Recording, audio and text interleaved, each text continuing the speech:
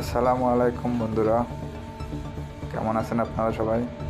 আজকে প্রবাসীদের জন্য একটি গুরুত্বপূর্ণ খবর। সংযুক্ত আরব আমিরাতের প্রেসিডেন্ট শেখ মোহাম্মদ বিন জায়েদ আল নাহিয়ান গত মাসে আমিরাতের বিভিন্ন স্থানে অনুষ্ঠিত বিক্ষোভে জড়িত বাংলাদেশি নাগরিকদের জন্য ক্ষমা ঘোষণা করেছেন। তার এই সিদ্ধান্তের আওতায় দোষী বাংলাদেশি সাব্যস্তদের সাজা বাতিল এবং তাদের দেশে ফেরানোর ব্যবস্থা করা হয়েছে বলে জানিয়েছে সংবাদ সংস্থা ওয়াম। প্রেসিডেন্টের নির্দেশনা অনুযায়ী সংযুক্ত আরব আমিরাতের attorney general doctor Hamad Al Shamsi দণ্ড কার্যকর স্থগিত করা এবং বন্দীদের দ্রুত নির্বাসনের নির্দেশ দিয়েছেন।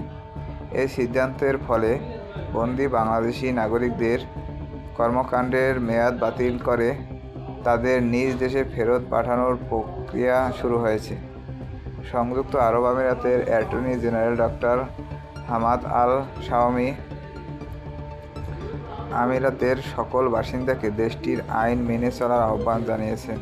তিনি বলেন, রাষ্ট্রের মত প্রকাশের অধিকার সংরক্ষিত আছে এবং এর জন্য আইনি কাঠামো বিদ্যমান, তবে এই অধিকার যেন জাতীয় স্বার্থ বা জনগণের নিরাপত্তার জন্য ক্ষতিকর না হয় সে বিষয়ে সবাইকে সচেতন থাকতে হবে।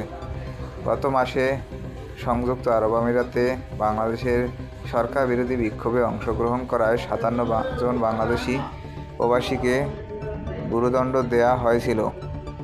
দেশটিতে বিক্ষোভ এবং আন্দোলন নিষিদ্ধ থাকায় সে সাজা প্রদান করা হয়েছিল। প্রেসিডেন্টের এই ক্ষমা ঘোষণা দেশটির মানবাধিকার উদাহরণ হিসাবে বিবেচিত